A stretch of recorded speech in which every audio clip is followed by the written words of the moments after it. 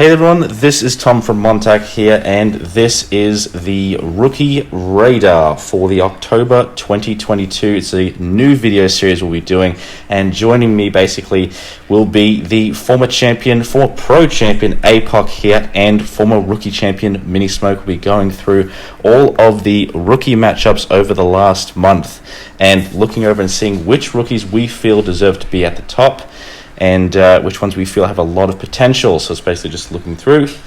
And I've talked way too much about this. How are you doing, guys? And are you excited for this new type of video? Hello. Yeah, of course we are. I mean, I'm talking for Minismoke here too, which I apologize for. But I think he's also really excited for this. So yeah, we are very honored to be chosen to do this and talk about the rookies, because I think both of us really got involved with the rookies in the last month.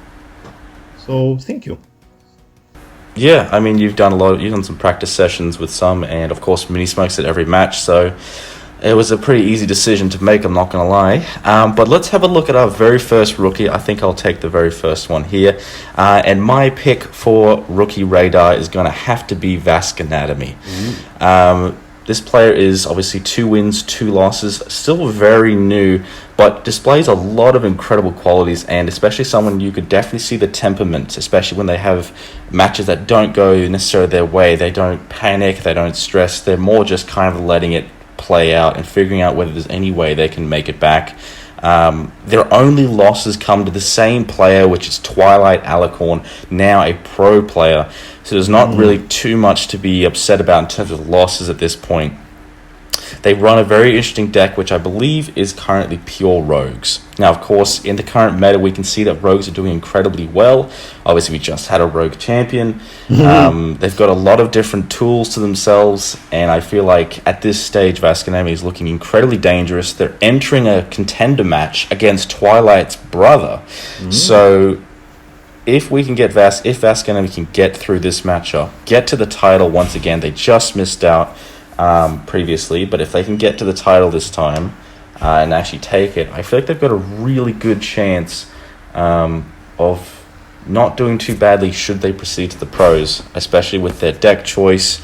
They'll have a little bit of experience against a bunch of different matchups. They've played Twilights, they've seen how Eclipse Troopers work, they've seen how Mechanisms even play, which I think is incredibly important when entering that pro meta itself. Overall, what I expect from them this month, I do believe they will get the win here against Hunter in the contender match. How they fare against the new champion out of potentially Bamdog or Tailsweet, I have no idea. But it's going to be incredibly interesting to find out. I believe, sir, Apoc, you have one as well. Yes, I do, and the rookie I chose is Futile Chances, actually. I believe he is ranked 10. He is a bit lower in the rookie division, but he is also a pretty new player. And I also see a lot of potential in him. I played tested with him once, and his deck was really interesting. For a rookie to come out with this deck, very interesting, I must say. And also he was playing rogues, which is actually that's just me. So yeah, I think also the attitude he has, I can see that he wants to learn, he wants to get better at the game, and I think that's the perfect attitude to have towards it. From what information I gathered, I think his next matchup should be really interesting. If both players are gonna play the decks I know, the matchup will be very interesting, and I think Futile Chances will have a I would say the match will be more towards in his favor, and we will have to see about that. I think he also played with Misfire, and I think that's playing with Misfire, training with Misfire, that's very good training right there. Yeah, I can see him climbing up the rookie ladder real quick and real soon, especially if he finds a deck and he likes that playstyle and he wants to perfect it and understands how his deck plays. That's the way to do it. And what a great deck choice too. Exactly, yeah. That being said, let's go to Minismoke, which I think has the highest ranked rookie among us.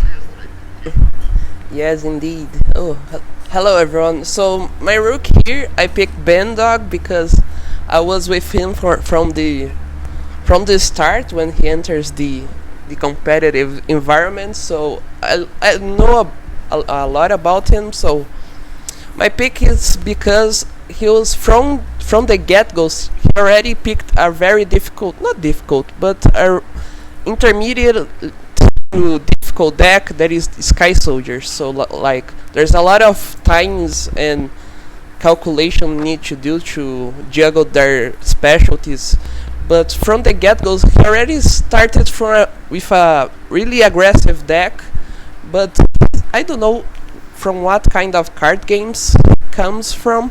But like in the beginning, he loses a lot of times from the Sky Soldiers. Like he didn't play the Rocketeers and the Class Bones and stuff, bro. But like from the very start, he already seems to be a very aggressive player, and he has a optimal deck because of Liu and the Snake Man synergy changes. And from his last match, he played like a very aggressive Sky Soldier deck with like not relying on Liu for the late game, but instead he used the Lamia with the synergy Wolfman and Clydes, I think, if I'm not mistaken, for I do believe, yeah. With a FTK. So like that was pretty impressive. And the other thing that I choose him is because he has the most experience during this month. So like has 8 matches played, and instead of like 7 or less that other people have played this month, even pros I might say, because like even if it's only 4 wins and 4 losses, the experience counts a lot with in the long run. Yeah, fair enough. Obviously, they've been around quite a bit. They probably were among the very first to come in after the new rookie division, etc. Based on each of your players' experience levels, I think mine probably needs 3. I think 3 matches would be enough. I think if they win this match, won the title, then defended it, they'd be ready for pros. Ooh. How about you guys? How many matches do you think these guys would need? And that doesn't have to be futile chances versus Apoc for the title. It can be, it can be futile chances versus Twilight, someone who's just advanced through, or Orange versus how many matches do you think that would be enough experience for them to kind of understand their deck and do well? Okay. Are we talking rookie division here or like pro division? I'm saying that how many matches in the rookie division do you think your guys would need before you'd feel like they had enough comfortable grasp that they could head into pros with? Okay. Yeah, well, even with the bottom 3 pros, I think that's currently Wolf, Badger, and Twilight or Orange are the bottom 3 or 4. So how many matches? I think Futile will need a fair amount of matches, I'm not gonna lie. But also with I liked Minismoke's argument there with Bemdog, because Bemdog has I think the most matches in the rookie division right now. And that's the experience you need. So, and also depending on if they switch decks or if they stick to the same deck, that's also a factor right there. I think maybe if they I'm talking about Futile now, if they find the deck they want to play and then play that deck until they get really good at it and understand each combo and what card you need in what situation and whatever, I think maybe 4 or 3 matches. I'm saying 4 or 3 matches won, winning matches. Oh, 3. Yeah. Okay. Yeah. I think, fair enough. Yeah. All right, Minismoke. So It's not about quantity anymore. It's all about quality from night one to Bandog. So he has to be against a variety of decks to get a very good grasp of how the meta works. Like it's not just a aggro and a control and a combo deck. He needs to experience like the aggro from Sparrow and the aggro from Apoc itself right here. So there are very different kinds of aggros decks and control, like the shadow Terrosian decks and lucky life gamblers control. Like he needs to get a lot of variety of matchups to understand the decks, and he needs to try to not miss time his stuff on the Sky Soldiers, because they miss time a lot if you if you forget the effects and stuff. So yeah, that's my point. Yeah, I think it's incredibly important to learn the meta, especially now with Set 5 fully released. You can't go in without any sort of knowledge. I'm really excited to see how they all go, though. Obviously, Futile is looking incredibly strong if they can master the deck. Yeah. Bemdog's looking incredibly good if they can master the ability not to shoot too quickly with the attacks. And then, of course, Vask Anatomy just needs to... I think they might just need to figure out how they're going to secure and be a bit more dominant with their control, and I believe we could be looking at three interesting new players.